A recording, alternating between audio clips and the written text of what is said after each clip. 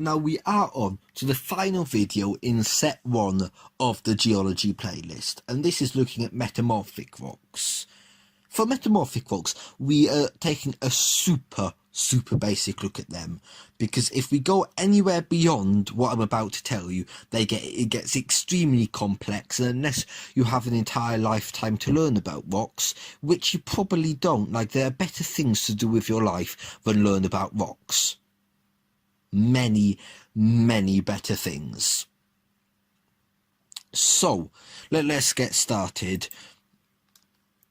So we're going to start with the formation of metamorphic rocks. Metamorphic rocks are sedimentary or igneous rocks, as I talked about in the rock cycle video. Watch that if you haven't already. And sedimentary or igneous rocks can form metamorphic rocks. These are formed by changes in heat. Heat will increase with depth or contact with igneous intrusion, such as sills or dikes. Check out the volcanoes video for information on that. Pressure increases with depth. Under more load and weight, pressure obviously increases.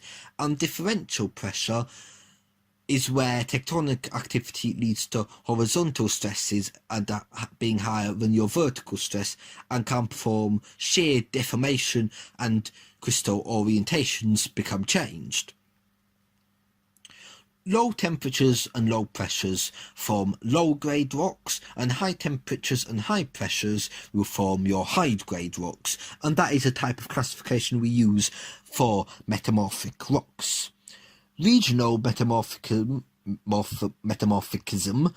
is where high pressures and temperatures at depth, so simply high pressures due to being close to the mantle, and high temperatures due to being close to the mantle, causes metamorphism of rocks.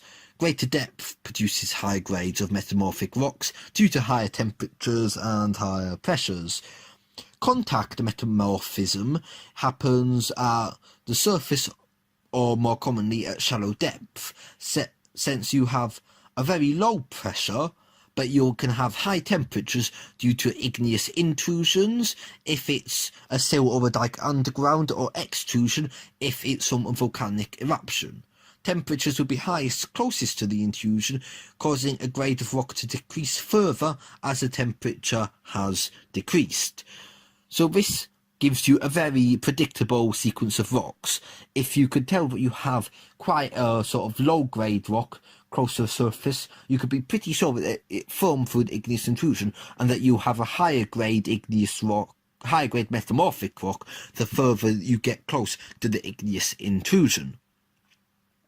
Hydrothermal metamorphism is where high temperature associated with the presence of water leads to chemical reactions. This can form solutions and the transportation of minerals. This forms at the mid-ocean ridges, which I will talk about in the earthquakes video, which will be coming out very shortly if Christmas and the festive season doesn't get in the way. Here is a graph which explains metamorphic rocks. Anything highlighted in orange is pretty damn useless. It's not a particularly interesting diagram. It talks about the depth at where different rocks are formed, higher depth, higher pressure and temperature. And yeah, if you're interested in this, it basically talks about what I've talked about in the preceding slides. So, moving on to the examples section of the metamorphic video. The first example I'll be looking at is schist, and schist is a regional metamorphic rock with a medium grade, and you can see clear foliation within the rock form. It is formed of 35% micas and 25% quartz, and that leaves 40% to be made out of other minerals which make up such a sort of small amount nobody really gives shit about. Weathering causes very slow alteration to clays. It has a reasonably low uncombined compressive strength and once again quite a low safe bearing pressure, and these can be much lower if the rock has undergone weathering. Schist forms an effective aqueduct which would prevent the flow of water underground. The second and final example I'll be having a look at in this video is hornfels.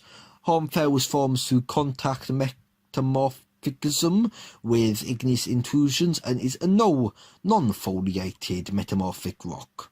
It has a fine-grade mosaic with no obvious mineral orientation or foliation. It's formed of 30% micas and 30% quartz as well as other minerals, giving it quite a similar chemical composition to schist.